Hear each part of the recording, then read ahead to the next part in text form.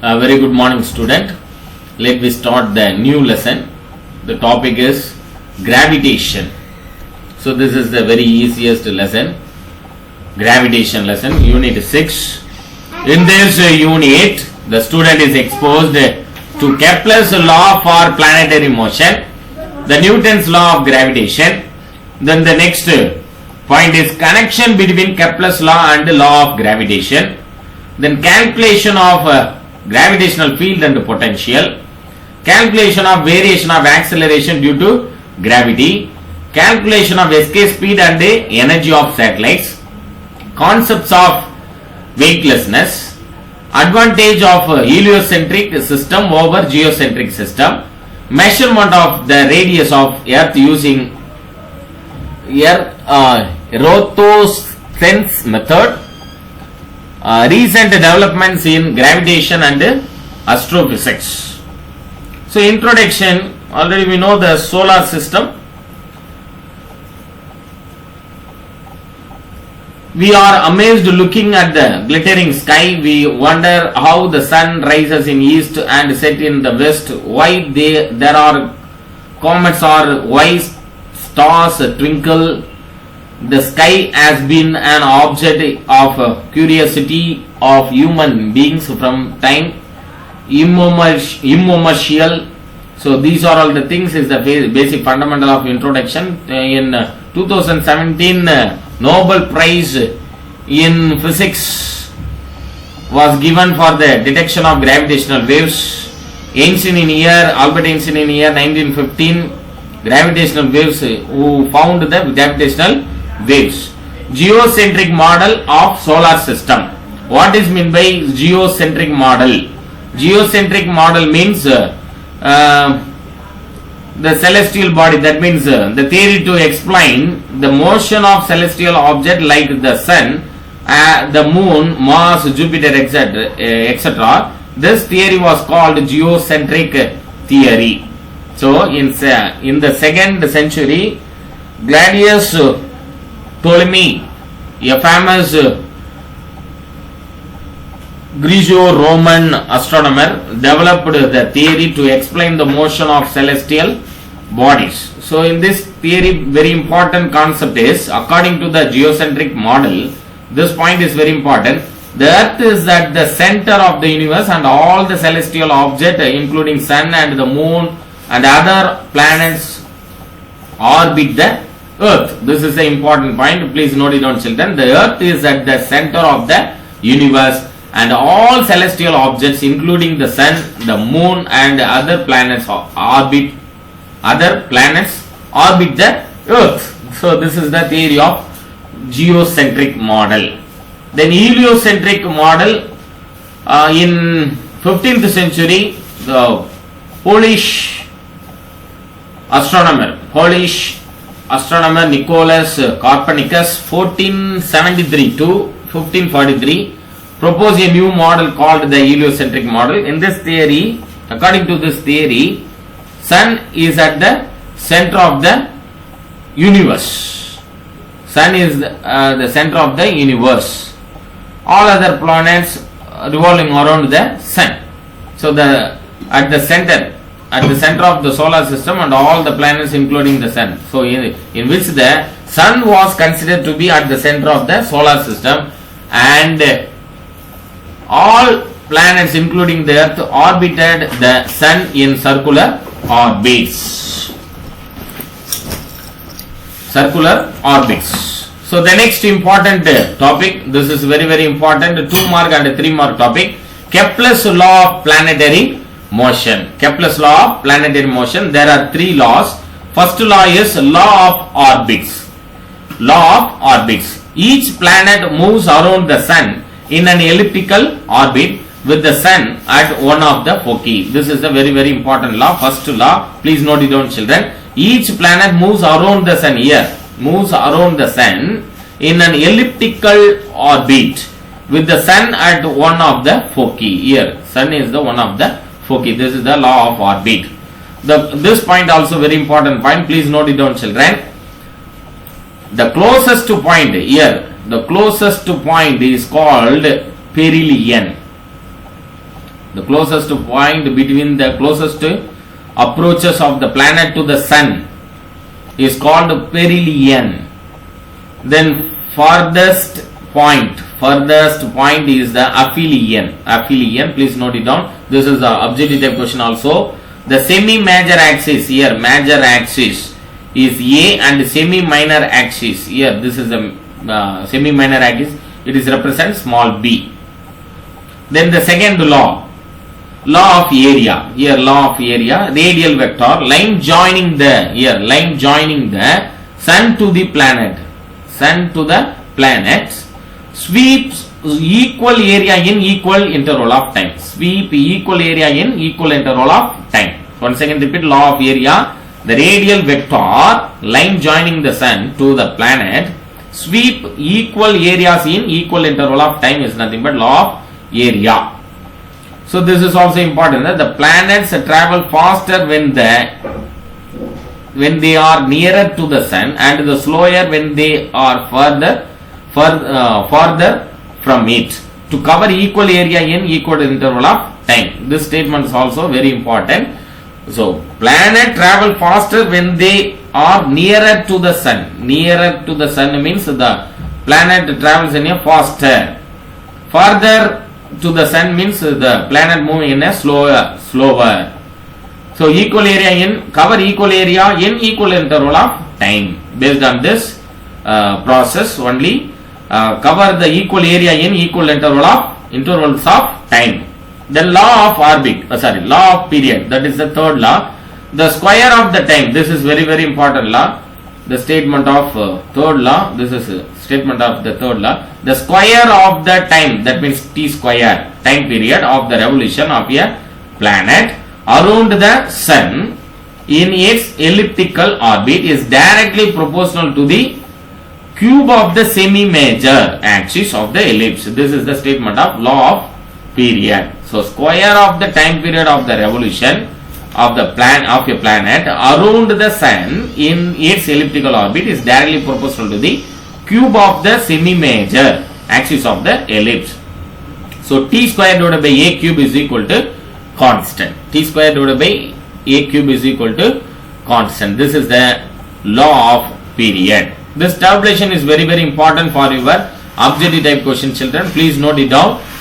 The time period of revolution of the planet revolving around the sun and their semi-major axis. Planet Mercury, semi-major axis, 10 power 10 meter, 5.79.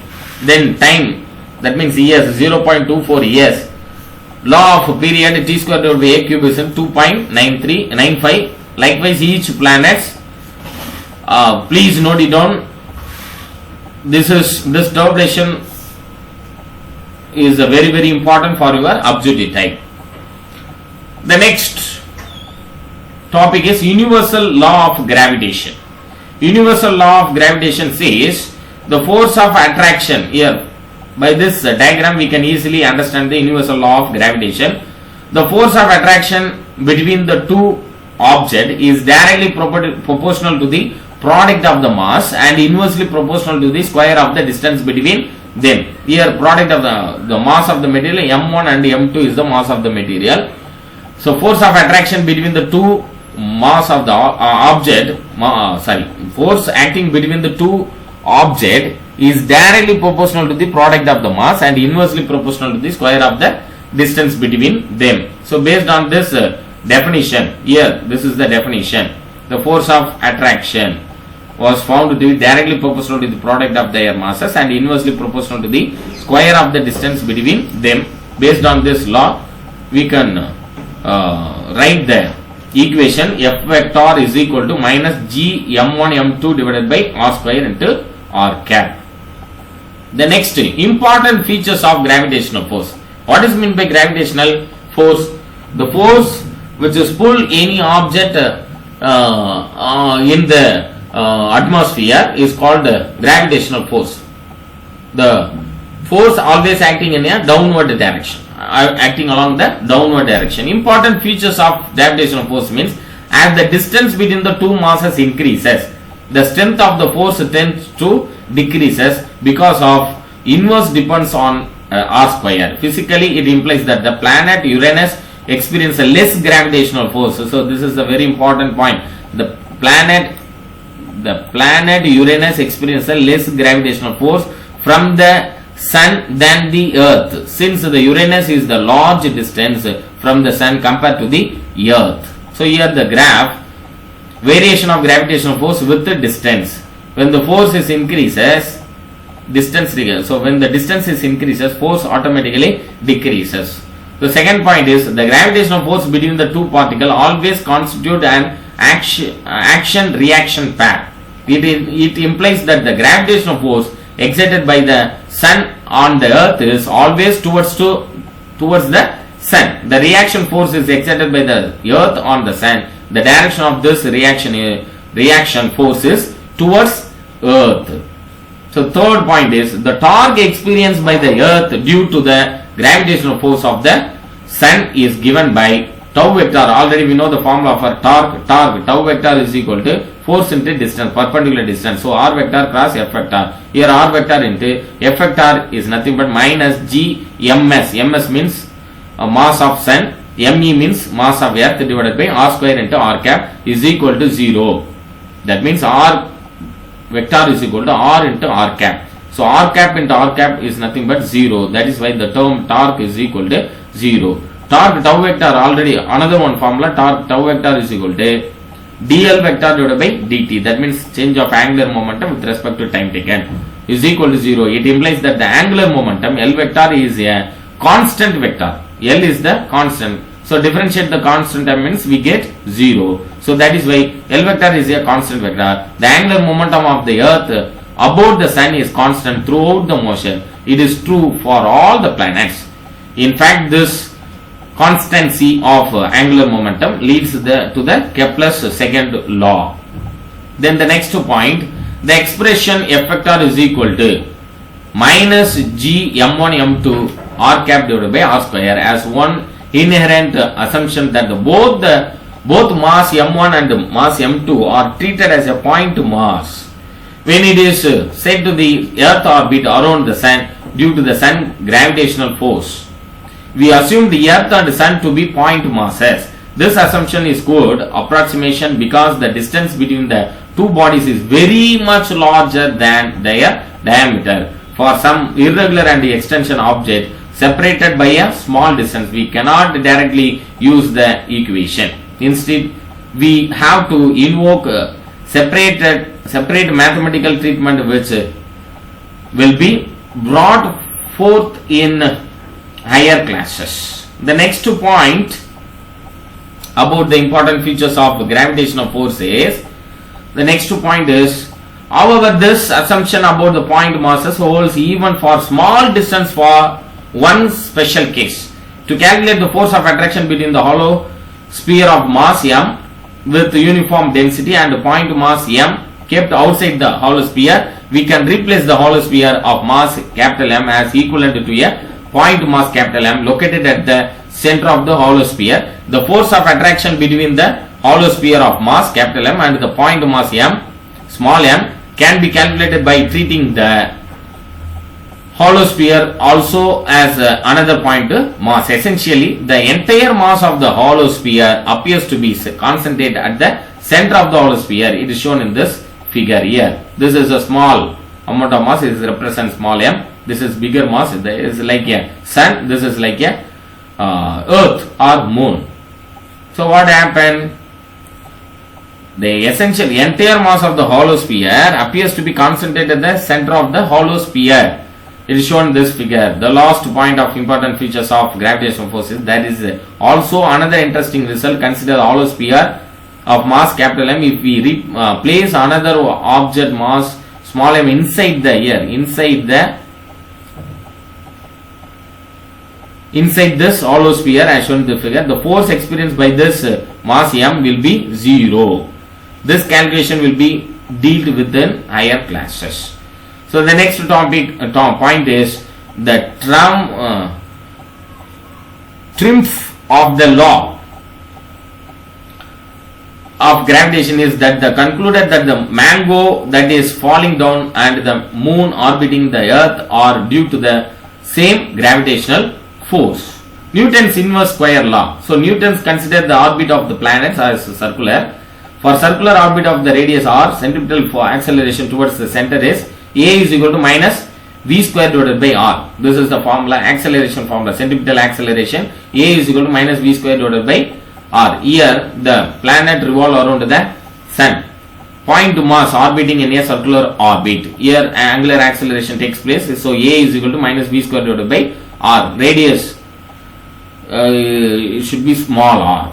So here velocity v and the radius r, distance of the planet from the center of the orbit. The velocity of the term is known quantities r and t is velocity is equal to displacement time taken. Displacement divided by time taken. Here displacement, the object complete one revolution is nothing but one displacement. So one revolution is considered as a displacement, means the circumference of the circle. It is considered the circumference of the circle. Circumference of the circle formula is 2 pi r, that is considered as a displacement. So velocity is equal to displacement by time taken. So 2 pi r divided by t. So t is the time period of the revolution of the planet. So substituting this value of v in equation 6.4. Here this is the 6.4. A is equal to minus v square divided by r. So v square can be replaced as 2 pi r divided by t. So that is why 2 pi r divided by t the whole square divided by small r.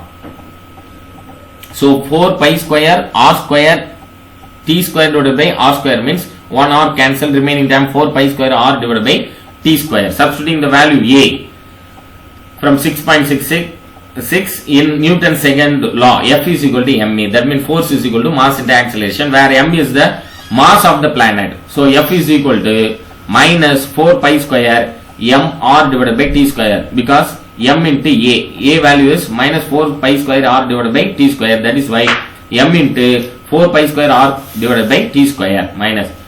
So third law, according to the Kepler's third law, r cube divided by t square is equal to k, constant. Now the equation becomes r divided by t square is equal to k divided by r square. From this equation, r cube divided by t square is equal to k.